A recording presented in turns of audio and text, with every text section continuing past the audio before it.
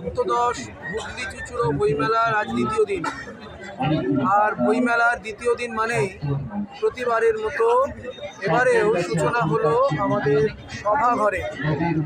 সভাঘর মানে প্রতিদিন নতুন নতুন বিষয়ে সেমিনারের পরে কবিদের কবিতা পাঠ, গল্পকারদের অনুগল্প পাঠ। এই সভাঘর এবছর কথাশিল্পী শরৎচন্দ্র চট্টোপাধ্যায়ের সার্ধশতবর্ষ উপলক্ষে তাঁর স্মৃতিতে নামাঙ্কিত হয়েছে। সভাঘরের মঞ্চটি আমাদের বইমেলার অন্যতম সংগঠক তিলক চট্টোপাধ্যায়ের স্মৃতিতে নামাঙ্কিত হয়েছে এবং সভাঘরের অডিটোরিয়াম বসার জায়গাটি আমাদের বইমেলার অন্যতম সংগঠক প্রকাশ রায়কে উদ্দেশ্য করে স্মরণ করে করা হয়েছে। প্রতিদিন এক এক বিষয়ের ওপর আলোচনা সভা থাকবে।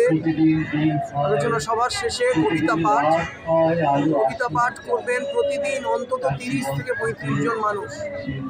কোনো উৎসাহী মানুষ যদি কবিতা পাঠে আগ্রহী হন তাহলে তিনি প্রতিদিন বিকেল 5টার মধ্যে চলে আসুন, কবিতা পাঠ করার জন্য সুযোগ পাবেন নাম লিখিয়ে।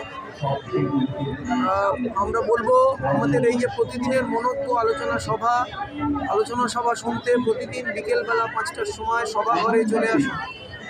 বইমেলায় আসুন, বই দেখুন, বই কিনুন, বই উপহার দিন। প্রতিবার এই সভাঘরকে কেন্দ্র করে প্রচুর মানুষের সমাগম হয়, উৎসাহী মানুষের। এবারও আমরা আশা করছি তেমনই প্রচুর উৎসাহী মানুষ সভাঘরে আসবেন।